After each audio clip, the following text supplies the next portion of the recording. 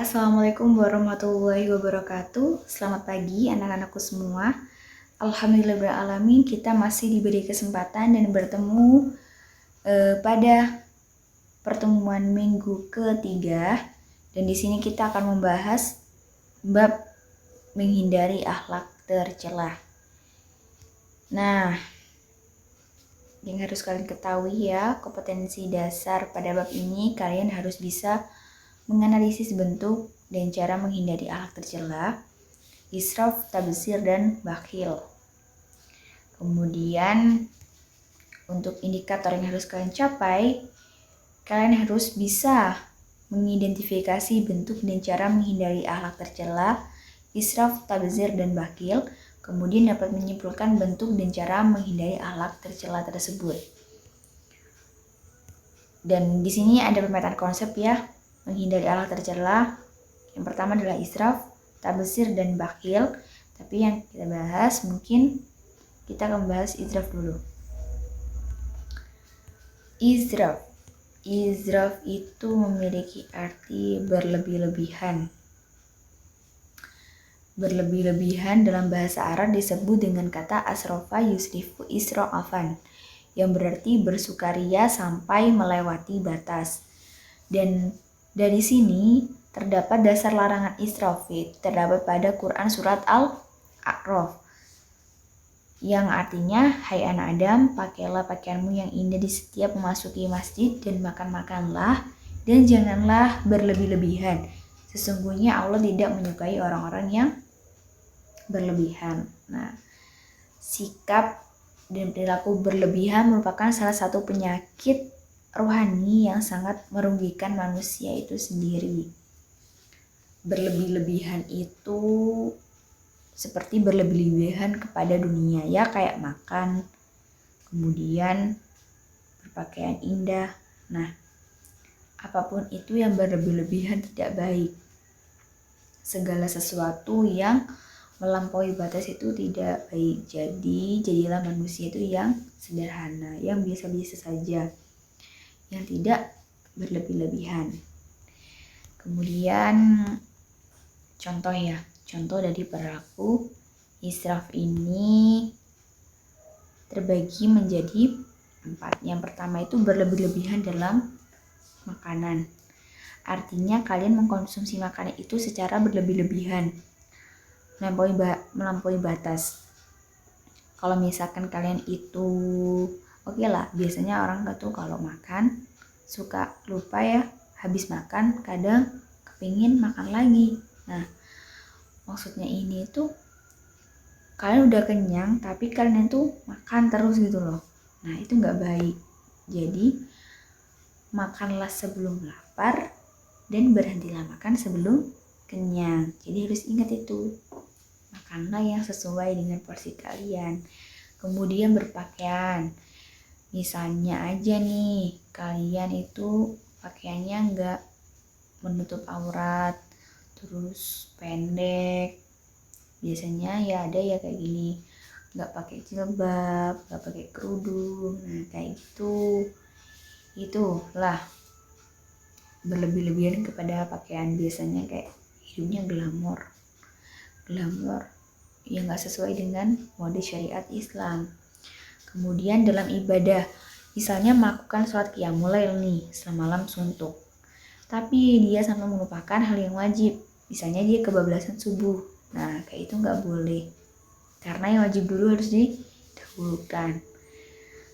Kemudian adalah berlebih-lebihan dalam segala perbuatan mubah, sehingga mengalahkan yang sunnah dan wajib, itu juga gak boleh.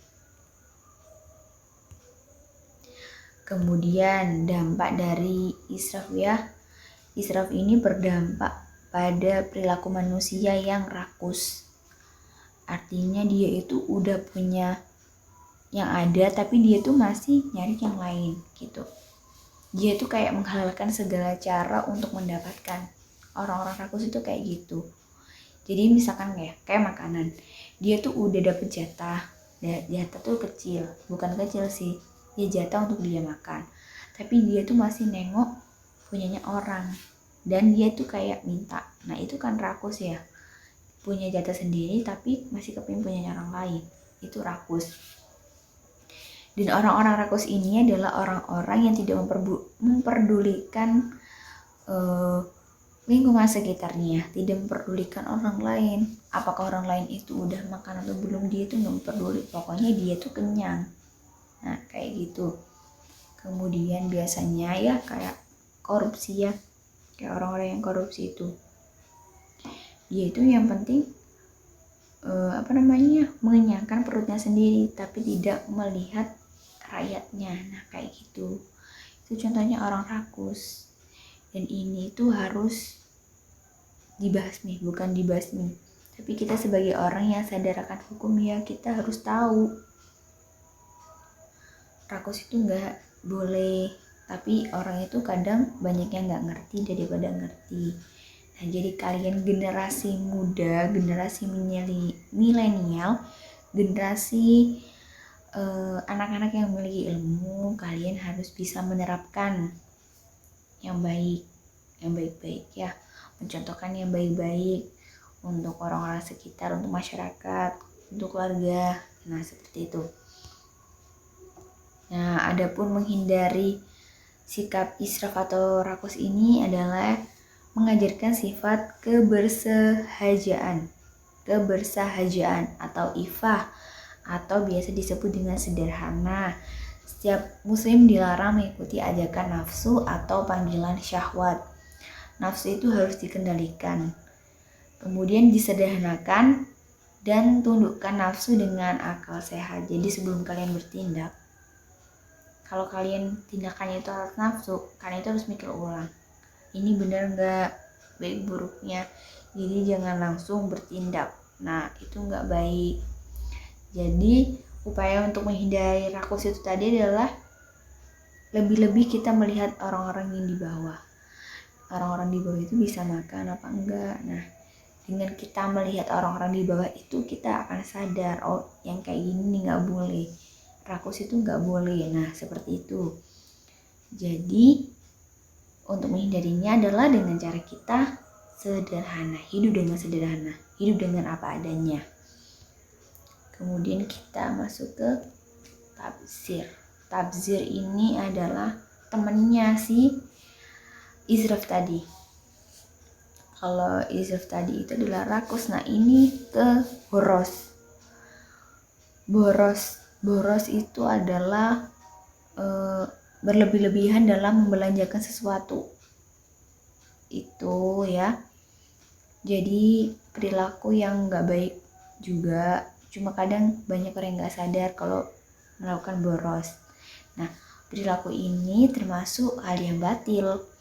Dan seluruh perbuatan setan itu mengandung kebatilan. Jadi orang yang melakukan boros itu disamakan dengan setan.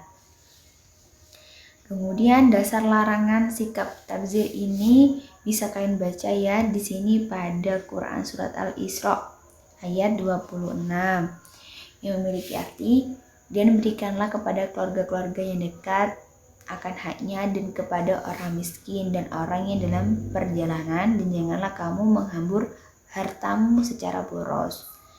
Itu nggak boleh. Dan ada juga nih terusannya pada Quran surat Al-Isra ayat 27. Sesungguhnya para pemboros itu adalah saudara-saudara setan, sedang setan terhadap Tuhannya adalah sangat ingkar.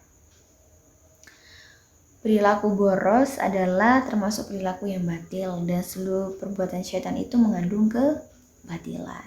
Nah, seperti itu. Kemudian, contoh perbuatan tabzir. Contohnya, memberi sumbangan untuk kegiatan hura-hura dan kemaksiatan. Misalnya untuk acara miras, pesta minuman keras, itu gak baik. Walaupun dia tidak ikut meminumnya, tapi kan dia menghamburkan uang untuk hal yang tidak berguna. Nah, mending sumbangkan ke majelis taklim. Nah, seperti itu lebih baik. Kalian juga dialiri pahala. Kemudian, mengkonsumsi makanan yang tidak ada manfaatnya justru membahayakan, seperti membeli minuman keras, narkoba, nah kayak gitu. Kemudian, membeli sesuatu yang tidak diambil manfaatnya. Kemudian kumpul-kumpul tidak jelas tujuannya. Ini termasuk tabdzir dalam soal waktu atau kesempatan. Nah, dan yang terakhir adalah segala sesuatu pembelanjaan yang tidak memperhitungkan tujuan dan kemanfaatan dan hanya menuti kesenangan. Jadi ini termasuk nafsu ya. Jadi kalian tuh harus bisa membedakan antara kebutuhan dan keinginan. Apalagi anak muda zaman sekarang ini, kalau misalkan kalian beli barang-barang online tuh ya, kalian tuh nggak tahu mana kebutuhan kalian atau keinginan. Pokoknya kalau di Shopee nih tinggal check out aja tanpa memperhitungkan semuanya. Dan kemudian adalah bahaya sikap tabdzir.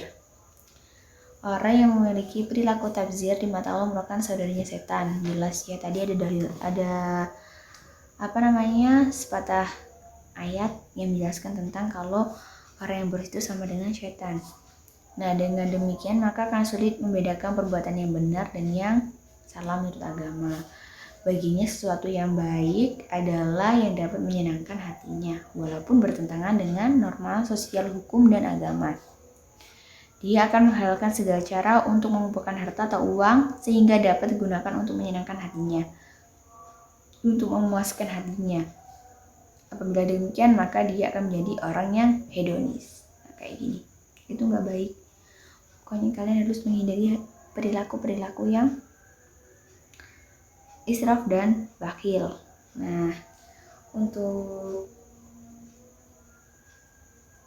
dari dua perilaku tersebut dapat disimpulkan bahwa kita sebagai manusia itu tidak boleh rakus.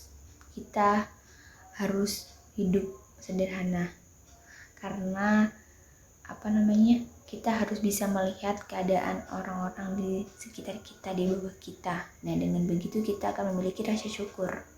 Kemudian kita tidak boleh bersikap tabdzir atau disebut boros. Yang berlebihan itu juga tidak baik. Berlebihan menghamburkan uang, itu juga termasuk boros. Nah, mungkin materi kali ini kita cukupkan sampai di sini dan kita akan membahas materi selanjutnya di pertemuan keempat. Mohon maaf apabila ada salah-salah kata. Wallahul muwaffiq ila aqwamit thoriq. Assalamualaikum warahmatullahi wabarakatuh.